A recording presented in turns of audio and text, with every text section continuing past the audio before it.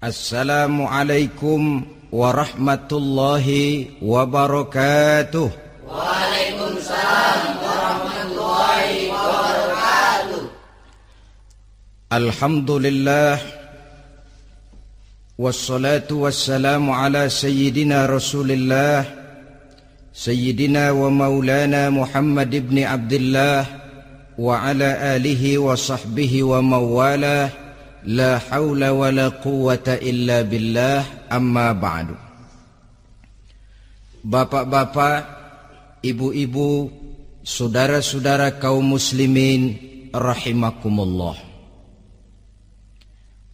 Sudah menjadi keyakinan dalam kehidupan kita bahwa segala yang ada permulaannya tentu akan ada penghabisannya. Setiap yang punya awal mesti akan punya akhir. Tidak ada keabadian dalam kehidupan dunia ini. Semuanya datang dan pergi silih berganti, berubah oleh pergeseran masa dan pertukaran waktu.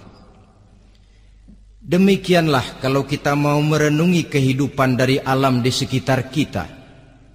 Sejak dari kehidupan tumbuh-tumbuhan, binatang, sampai kepada kehidupan kita, makhluk bernama manusia. Lihatlah kita manusia misalnya.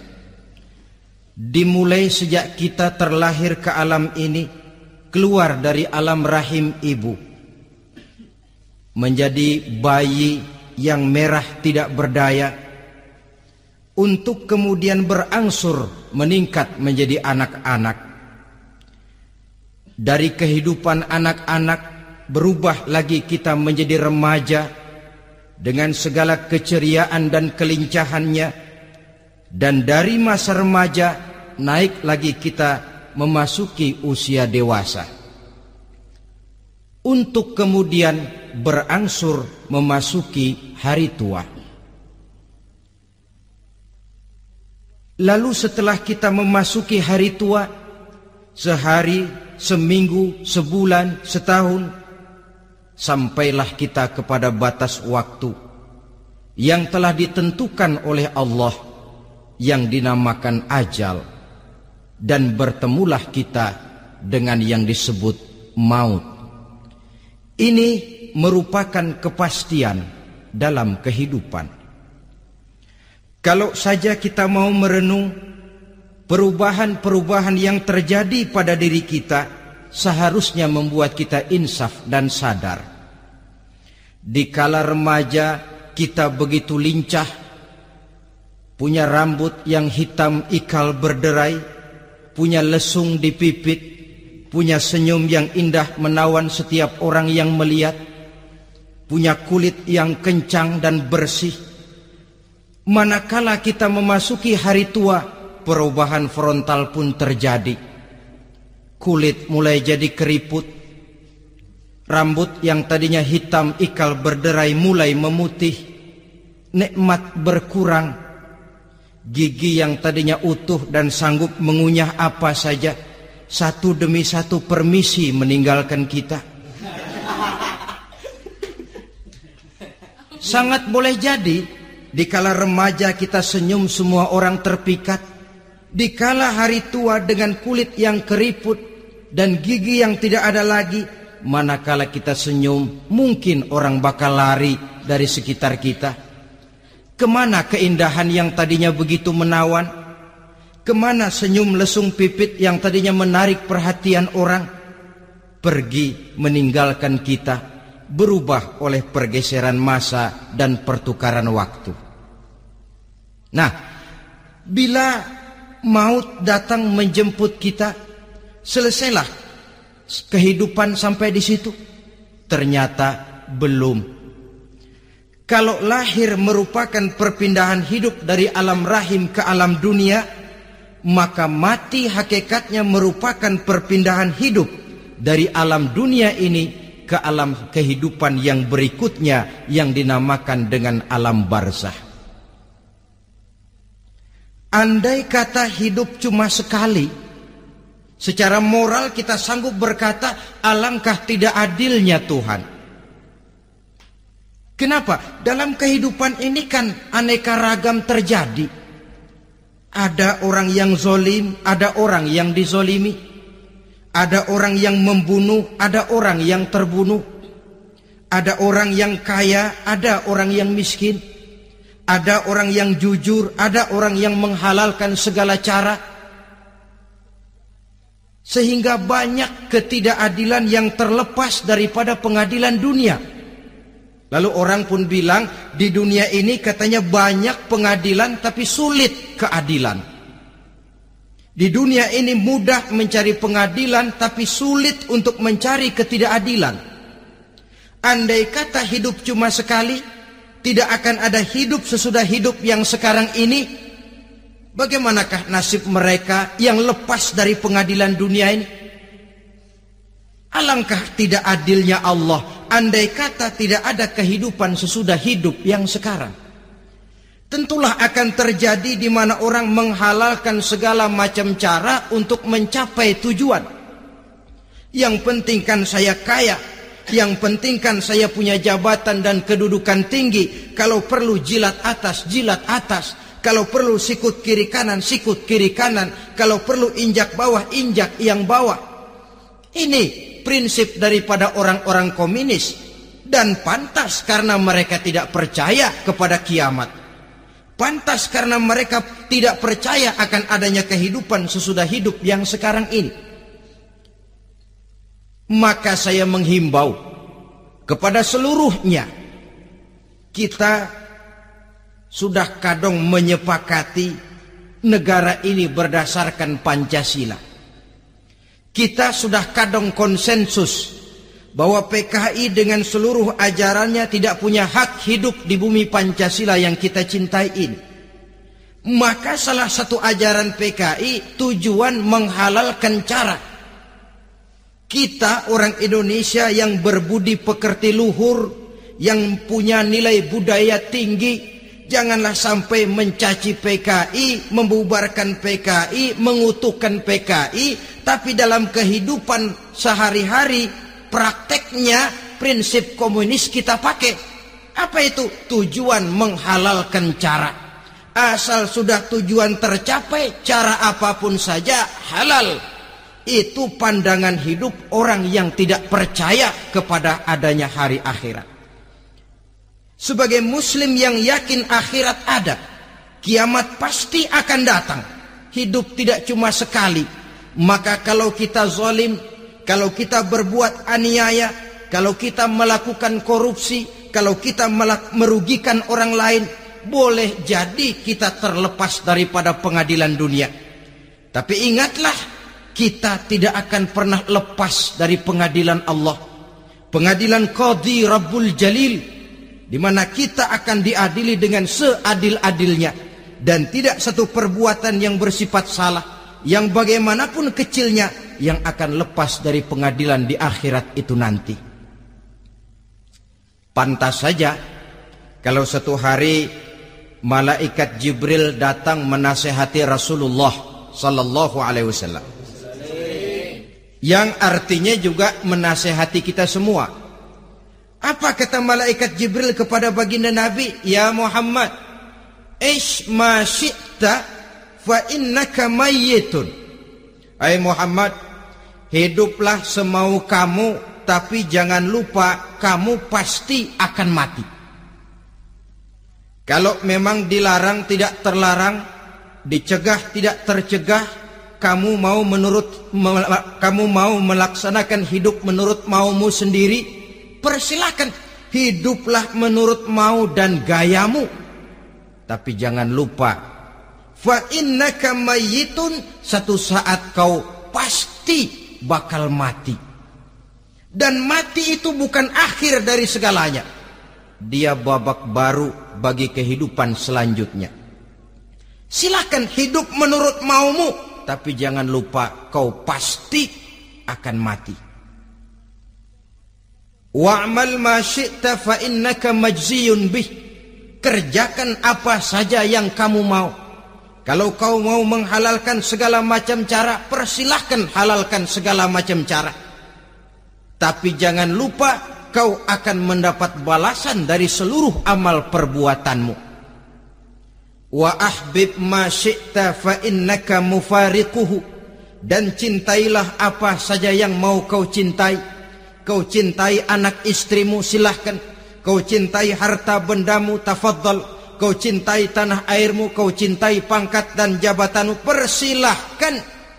Tapi jangan lupa, fa innaka mufariquhu, kau pasti akan berpisah dan akan meninggalkan segala yang kau cintai itu. Apa artinya ini buat kita? Ternyata sesudah maut datang menjemput kita, ada kehidupan sesudah hidup yang sekarang ini. Ini yang mendorong kita untuk dalam kehidupan di dunia ini tidak melakukan prinsip saenake dhewe, semaunya sendiri saja, asal perut kenyang, asal pangkat tinggi, asal harta dapat. Masa bodoh dengan merugikan orang lain, masa bodoh dengan menipu orang lain. Iku jenenge saenake dhewe. Muslim tidak diajarkan. Ingat manusia, setelah kau mati, setelah kiamat datang, kau akan dibangkitkan, kau akan dimintakan pertanggungan jawab tentang kehidupan yang sekarang ini. Saudara hadirin, oleh sebab itu kalau kita bicara soal kiamat, soal akhirat, ini memang masalah yang gaib, yang sepenuhnya tidak bisa dicernakan dengan kemampuan penalaran intelektual. Dasar di dalam membicarakan ini tidak lain adalah iman kita kepada Allah Subhanahu wa ta'ala. Bukan cuma zaman sekarang, dari zamannya Nabi.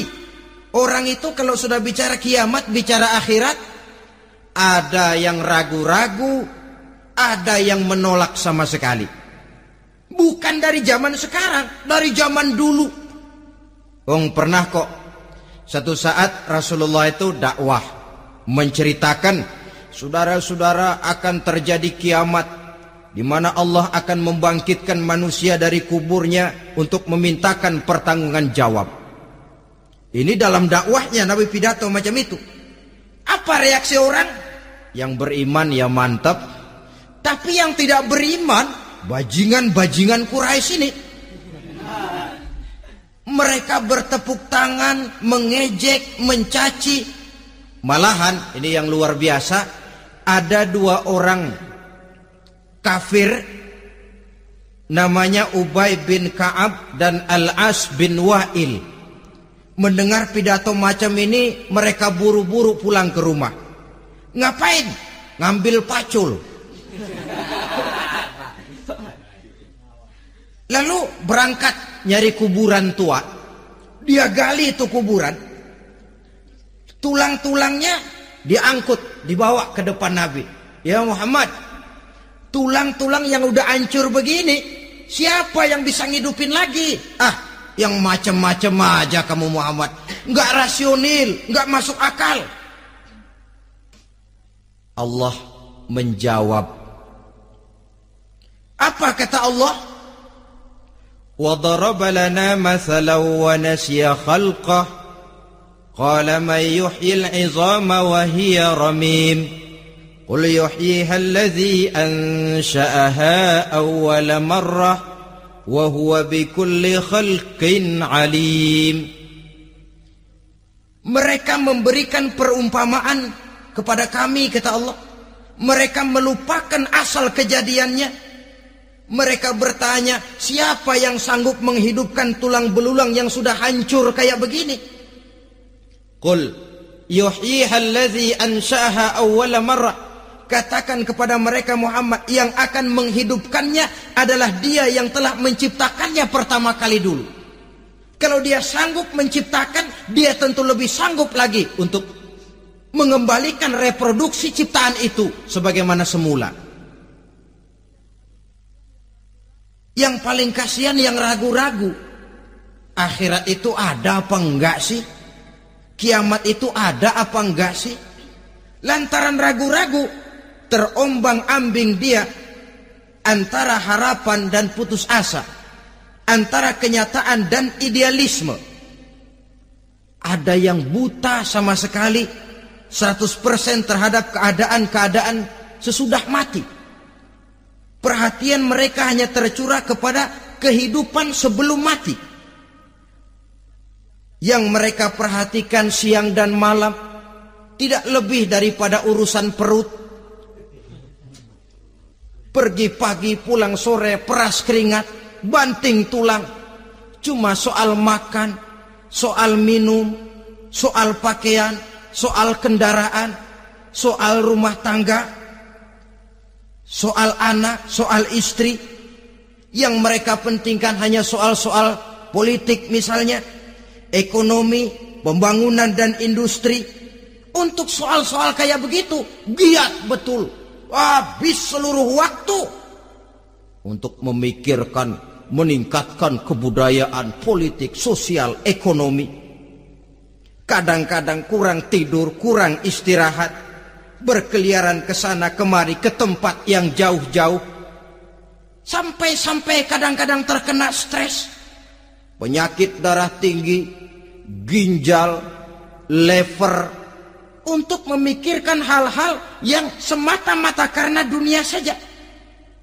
Lantas boleh jadi mereka mendapatkan kekayaan yang berlimpah ruah, mendapatkan kedudukan yang tinggi, nama yang semerbak, dikenal orang di barat dan di timur, di utara dan di selatan. Tetapi alangkah kecewanya mereka jikalau datang ajal menjemput nyawa, mati mereka, meninggalkan harta yang banyak, nama yang masyhur. Mereka disebut dengan jasa-jasanya. Radio memberitakan, TV menyiarkan, koran-koran memuat. Bahkan nama mereka kadang-kadang dikenang 2-3 tahun setelah wafatnya. Tetapi dalam pada itu, roh mereka merintih, mengeluh, menderita, karena dilemparkan oleh Allah ke tempat-tempat yang kotor. Penyesalan yang sudah tidak akan ada gunanya lagi. Saudara-saudara kaum muslimin rahimakumullah. Oleh karena itu, kehidupan akhirat bukanlah dongeng dan takhayul, bukan khurafat dan hayalan. Kehidupan akhirat, hari kiamat adalah kebenaran dan kepastian. Dalam surah Al-Hajj ayat ke-7, Allah Subhanahu wa taala menyatakan, wa anna as-sa'ata atiyatun la raiba fiha wa anna Allah yab'atsu man fil qubur. Dan bahwasanya kiamat itu sesungguhnya adalah sesuatu yang pasti dan tidak ada keraguan-raguan lagi di dalamnya. Dan bahwasanya Allah sungguh-sungguh akan membangkitkan manusia dari kuburnya masing-masing. Nah, kalau kita sudah yakin kiamat sesuatu yang pasti adanya, akhirat sesuatu yang pasti adanya, dari mana pembicaraan tentang kiamat ini kita mulai? Tentu dari diri kita. Marilah kita mencoba melihat proses perjalanan hidup ini sampai kita memasuki kiamat. Hadirin, tidak ada makhluk secantik manusia. Tidak percaya, pernah ke Ragunan? Nah, saudara masuk ke kebun binatang, segala macam makhluk ada di situ. Ratusan macam jenis binatang. Bandingkan dengan saudara, kira-kira cakep mana?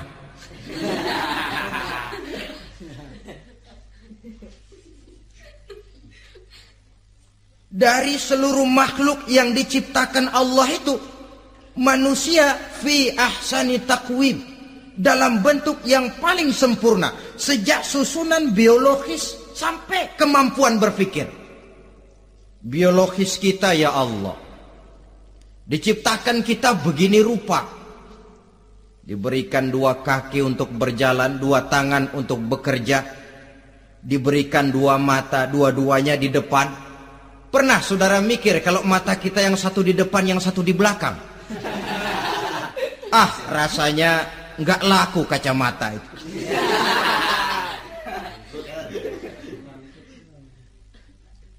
Diberikan hidung dengan 2 lubang, tahu betul Allah ke bawah lagi lubangnya. Coba pikir kalau lubang hidung kita menghadap ke atas. Aduh, kalau musim hujan repot jagain hidung. Laqad khalaqnal insana fi ahsani taqwim. Sungguh telah kami ciptakan manusia dalam bentuk kejadian yang paling sempurna ketimbang makhluk-makhluk Allah lainnya. Nah, kesempurnaan manusia ini oleh karena hidupnya terdiri dari 2 unsur pokok. Pertama unsur jasmani dan kedua unsur rohani. Jasad dan roh. Jasad yang terlihat sekarang ini, potongan saudara yang ngejedok di depan saya ini jasad saudara. Ini yang berasal dari saripati makanan yang dimakan oleh bapak ibu kita. Lalu hasil kerjasama yang baik antara ibu dengan bapak, terwujudlah kita. Kalimat langsungnya jasad ini berasal dari tanah yang tadi berubah dari bayi, remaja, dewasa, meningkat hari tua. Yang berubah itu jasmani kita. Kenapa? Karena jasmani itu materi, benda, daya tahannya terbatas. Dia berubah oleh pergeseran masa dan pertukaran waktu. Apa ada orang makin tua makin cakep? Jasmani oleh karena dia materi, dia berubah oleh pergeseran masa dan pertukaran waktu. Nah, yang menyebabkan jasmani itu bergerak karena ada roh di dalamnya. Ini yang menyebabkan kehidupan. Ini yang menjadi sumber kehidupan, pusat kesadaran dan pengertian dalam kehidupan manusia. Tanpa roh dalam diri kita, maka jasad kita pernah lihat orang mati? Nah, itu kalau orang mati, coba perhatikan. Apanya yang kurang? Kupingnya masih ada, tapi sudah tidak sanggup mendengar. Matanya masih lengkap, tapi tidak mampu melihat. Jangankan melihat, terbuka saja tidak. Mulutnya masih ada, tapi sudah tidak bicara lagi. Telinganya cukup, tapi sudah tidak sanggup mendengar. Kakinya lengkap, tapi tidak mampu lagi berjalan. Apa penyebabnya itu? Ternyata jasmani kita, jasad ini manakala sudah ditinggalkan oleh ruh, dia tidak akan bisa berdaya apa-apa, tidak mampu berjalan, tidak pula berbuat, tidak pula bekerja apapun saja. Saudara-saudara, dua-duanya punya kebutuhan. Jasmani ada kebutuhannya, rohani pun ada kebutuhannya. Jasmani yang jelas perlu makan, perlu minum, perlu tidur, perlu pakaian, dan sebagainya. Nah, apabila saat berpisah datang, ajal sampai, berpisahlah roh dan jasad. Dan itulah yang dinamakan dengan maut. Jadi, apa sih mati itu? Mati adalah berpisahnya roh dengan jasad. Sebab itu Islam sangat menganjurkan kita untuk banyak-banyak mengingat mati. Bagaimana caranya mengingat mati? Pertama, mati itu kan pasti. Kira-kira yang hadir di sini ada yang nggak mati nggak kira-kira? Semuanya bakal mati kan? Berani? Berani. Sekarang mau? Saudara, sebenarnya kalau kita merenung lebih jauh, orang itu tidak perlu takut mati. Walaupun tidak boleh terlalu berani menghadapi mati. Karena bagaimanapun takutnya kita kepada mati, toh dia pasti datang. Bagaimanapun beraninya kita mati, kalau belum ajal ya tidak mati juga. Jadi muslim itu kan harus berani menghadapi hidup dan tidak takut menghadapi mati. Mati adalah sesuatu yang pasti. Muslim dianjurkan banyak-banyak mengingat mati dalam kehidupan. Caranya bagaimana? Pertama, berziarah, nengokin teman yang sakit. Ya? Suka nengokin teman yang sakit enggak? Oh, itu pahalanya kata Nabi. Menengok orang yang sedang sakit lebih afdol daripada sholat sunnah 1000 rakaat. Apa pernah saudara sembahyang sunnah sampai 1000 rakaat? Nengokin orang sakit pahalanya lebih afdol daripada itu. Kenapa menengoki orang sakit mengingatkan kita kepada mati?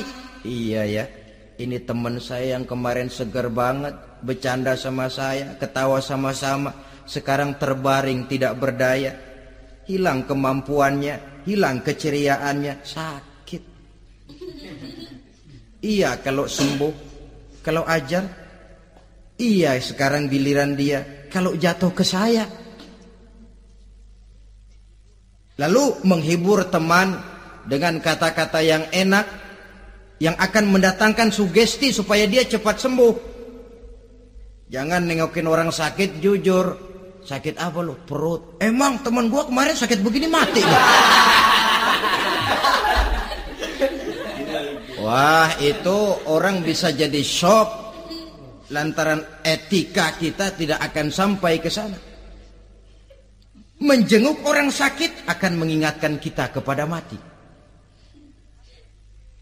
Apalagi ziarah kubur. Ada yang orang tuanya sudah meninggal? Kalau ada, ya tidak bisa tiap hari, sekurang-kurangnya seminggu sekali. Jumat pagi misalnya, ziarah kita ke kubur. Sehingga kalau kita masuk kubur kan ada etikanya.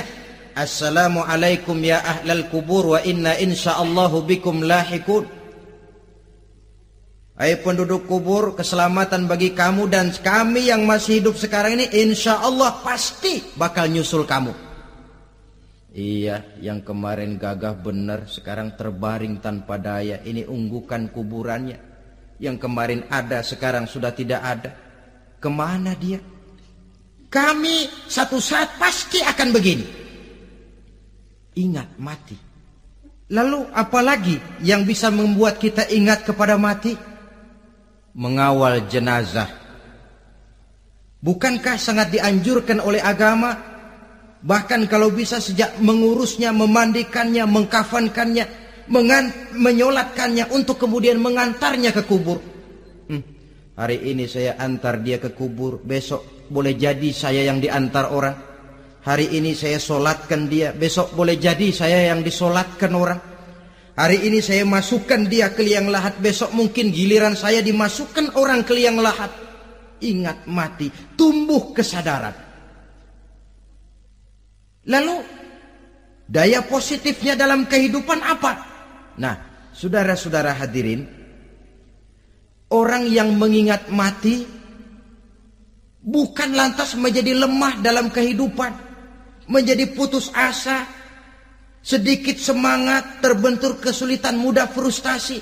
Bukan itu tujuannya kita diperintah mengingat mati. Jelasnya Islam menganjurkan kita untuk mengingat mati guna maksud-maksud yang positif, supaya orang lalu sadar hidup ini cuma sebentar.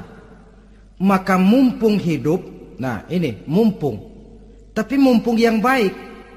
Mumpung hidup, maka hidup yang singkat ini harus saya pergunakan dengan sebaik-baiknya, melakukan kebajikan yang sebanyak-banyaknya, menjauhkan rasa malas, menunggu keajaiban yang datang dari langit, berleha-leha, bermain-main, sementara maut kalau dia datang tidak pernah main-main. Pantas kalau seorang penyair bernama Syauqi memesankan tazawwad bittaqwa fa innaka la tadri idza hanna al-lailu hal ta'ishu ila al-fajri kam min sahihin mata min ghairi illatin wa kam min alilin 'asha hinan min ad-dahri. Persiapkan dirimu dengan takwa, sebab kamu tidak tahu apabila malam datang kamu masih bisa hidup apa enggak besok pagi. Apa ada jaminan saudara yang kumpul di depan saya malam ini besok masih bisa hidup? Tidak. Ada jaminan? Tidak. Tidak ada sama sekali. Kam min sahihin mata min ghairi illatin. Berapa banyak orang sehat mati enggak pakai sakit lagi. Sebabnya kadang-kadang ringan saja. Ada yang cuma jatuh di kamar mandi mati. Ada yang cuma ketiban pensil. Iya, kalau ketiban pensil 3 peti masa enggak mati. Ta'addadatil asbab wal mautu wahid. Sebabnya boleh jadi macam-macam, tapi mati satu juga, yaitu mati. Dia seperti kelapa yang terlalu tua jatuh ke bawah, yang kembang baru keluar pun jatuh ke bawah. Itulah mati. Dia datang menjemput yang bayi, dia datang mengambil yang anak-anak, dia datang juga kepada yang remaja, kepada yang dewasa, kepada yang tua sekalipun. Jangan yang remaja lalu berpikir, gua rasanya masih jauh banget mau mati. Ini sesuatu yang pasti yang kita tidak pernah diberitahu kapannya. Kalau dikasih tahu kapannya kan kita bisa, umpama malaikat maut datang ke rumah saya, saudara Zainuddin kau mati 80 tahun lagi. Wah, saya kan berhitung, masih lama, poya-poya aja dulu Tapi ini tidak pernah diberitahu kepada kita. Lantaran tidak diberitahu itulah kita perlu bersiap-siap dengan selalu mengingat-ingat mati yang mendorong kita untuk berbuat positif. Satu contoh peringatan mati yang mendatangkan positif pada peristiwa ketika turun perintah hijrah. Ketika di Mekah sudah terpepet turun perintah hijrah. Ini sahabat yang berangkat hijrah, jangan dikira semua bulat hati. Ada yang mikir, kalau saya hijrah berangkat dari Mekah ke Madinah, nanti di tengah jalan dicegat oleh kafir Quraisy lalu dibunuh, mati saya. Takut mati. Allah peringatkan, kullu nafsin za'iqatul maut. Kamu disuruh hijrah saja takut mati, padahal kamu tahu semua yang hidup bakalan mati. Diam saja di Mekah mati, hijrah ke Madinah pun akan mati. Mendengar ayat ini, Sayyidina Umar bin Khattab seperti dibakar semangatnya. Kalau sebagian sahabat hijrah sembunyi-sembunyi, beliau mau hijrah itu malah bajingan Quraisy dikumpulkan dekat Ka'bah. Pidato, ya ma'syara Quraisy, dedengkot Quraisy, dengerin. Besok pagi yang namanya Umar bin Khattab mau hijrah dari Mekah ke Madinah. Siapa yang kepengen kepalanya berpisah dengan badannya, persilahkan cegat Umar di jalanan. Besok dengan tenang dia berangkat hijrah, gak ada yang berani nyegat. Tuh Quraisy juga barangkali mikir, gue ngapain nyegat penyakit. Begitu ingat mati, timbul semangat juang, timbul semangat berbuat. Ini ingat mati yang positif, bukan yang melemahkan semangat. Dah jangan kerja rajin-rajin dah, lu bakalan mati. Ini ingat mati yang salah pasang. Ingat mati seharusnya mendorong manusia untuk berbuat lebih tekun. Allah memberikan peringatan, qul innal mauta allazi tafirruna minhu fa innahu mulaqikum. Katakan, maut yang kamu akan melarikan diri daripadanya, yang kamu takuti benar dia pasti akan datang menjemput kamu. Inilah saja pertemuan kita pada kesempatan kali ini. Terima kasih banyak atas segala perhatian. Mohon maaf atas segala kekurangan. Wabillahi taufik wal hidayah. Wassalamualaikum warahmatullahi wabarakatuh. Waalaikumsalam